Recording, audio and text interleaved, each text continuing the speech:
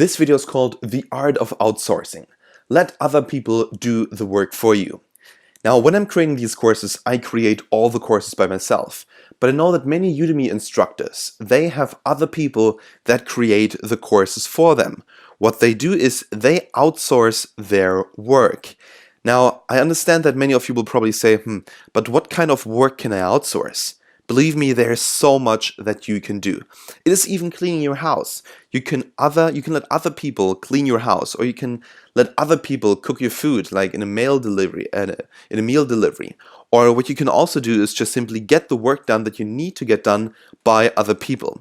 The one thing that really counts is that you get a positive ROI, and we'll talk about that later on here in this video. Now, what's really important to me is just simply that I can basically get the biggest upside possible from the money and the work that I have and do. So, for example, when I built my business, I tried to get other people to do the things for me that I could do, or perhaps that I could not do, but at the same time, I want to make money off them. So, for example, when they would create a course for me, or would create, for example, or would cut the course, edit the course, I would definitely make some money off them. But because I have a team working for me, I do not need that. The great thing about outsourcing is this: it is often very cheap, and other people also are in a win situation. So what you are doing is you create a win-win situation for you and for the person who is doing the work, because they're looking for a job. Most of these people that you can outsource to are freelancers, and you are looking for someone who gets the work done that you want to get done. Whether it's writing a book, whether it's creating online courses, whether it's just cleaning the house, whether it's, cooking meals, whether it's caring for your children, for example, if you get a nanny or something like that, all of this is considered outsourcing. And that's why I called this video The Art of Outsourcing, because I think there is an art. You need to be smart to do that. And I want to give you here a couple of advice, and perhaps can expand your horizon a little bit in order to really show you that you can save money, you can save time, and you can become more productive if you're willing to spend a little bit of money for other people doing the work that you could be doing. Now, let us start. So, in 2017, or whenever you're watching this course, no company actually still does everything themselves.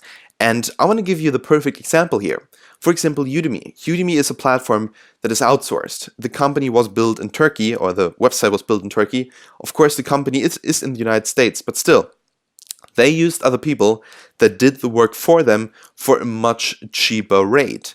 So if you have a business, or if you have something that you want to turn into a business and say, okay, I want other people to do that perhaps while I'm working in my day job, and from their work, I can then make money because I own all the rights to the work, you get a bigger upside than you could ever imagine.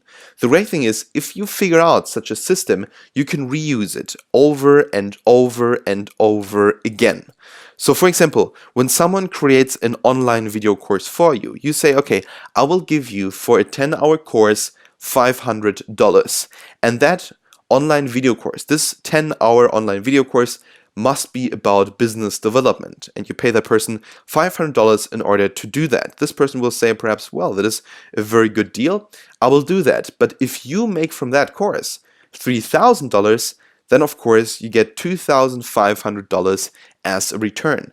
And this is nothing that is impossible to do. This is definitely possible for any one of you out there. So for example, when you have not just one person working for you and you pay them $500 in order to do that, but you have 10 people do that every single month for you, and you can sell all of these courses for, let's say, $3,000, and you make a $2,500 return, and you do that over and over again, you actually make per month $25,000 just from online courses.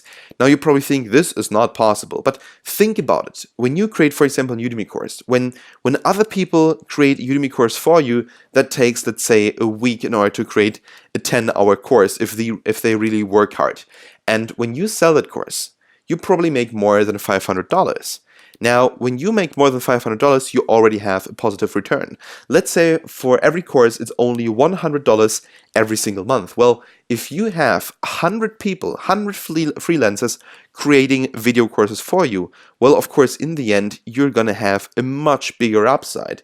Because let's say you have 100 people that create courses, and each of these courses makes a positive return per month of $100 for you, well, then you're going to make $10,000 in 1 month. I can just give you this as advice because you could directly after this video do it. You could go, for example, on the platforms that are listed here down below, for example, Fiverr or Odesk or Elance, and you can get other people to create online video courses for you. Then when they create them for you, you pay them some money, let's say like $200, $300 for a little course or for a 10-hour course. It doesn't matter like how much they're charging. The one thing that really matters is, of course, how much get you out of it. But let's say they create like a 10-hour course for $500, then you pay them these $500, and let's say the course has a return of $400 every single month, or let's say even only $200, you already make in your third month the first profit of $100, and then every single month you're gonna add money and money and money. So really, this is one of the greatest methods that I know, and that's why you should really work together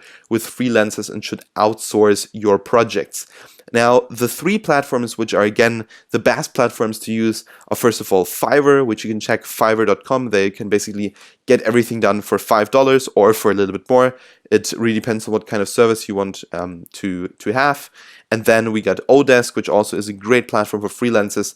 And then we got also Elance, which is like internet or e-commerce freelance kind of. That's why it's called Elance. So basically, it is the same thing. Now, less work, more output is basically what we want to do. We want to do less, but still get more out of it. For example, my company right now is outsourcing the editing of videos. We try to, create the videos, we do the filming, but then we send it to these people and then they cut the videos. So that is a great method for us to save a lot of time and also to save a lot of money, because to have a team that actually does all the editing of the movies would cost me, let's say, around $3,000 to $5,000 every single month. If I only send the courses that I have to edit to people that are freelancers and only charge for the one single job that they do, then I can save thousands and thousands of dollars every single month. Because let's say I have to employ people every single month and pay them $2,000 each, and I have, let's say, 4 people working for me. That is $8,000 a month, but they only in some month, because we don't have so many customers, have to edit, let's say, 3 courses, and these courses only make $1,000 altogether. Then of course I'm in debt $7,000, and I don't want that. But if I have a freelancer who does these 3 courses for, let's say, $1,000, and we make $1,000 as a return in the first month, then of course I'm break even in the next month, because that is a one-time thing, the editing. In the next month the course is gonna create a revenue for me, and then I can make money through that and just simply, make more money in the long term. And I don't have to employ people and get myself into debt. So the one thing that I want you to remember is just simply have a positive ROI all the time. The ROI means the return on investment. So the return must be bigger than the investment. That is basically the definition of a proper investment. So for example, when you pay a person to cut or edit the video courses $500, you want at least, of course, the course to make $500. Now, the same thing also applies, for example, to an ebook, or for example, for cleaning the house. If you pay a person, let's say $500 every single month to twice a week for 2 hours clean your house, and you can make more than these $500 in that time, in that month, you have a positive ROI. You get a positive return on your investment. That is what you want to do, and that is basically the #1 method and the best way how you can not just save time and make more money, but also just simply to become more productive.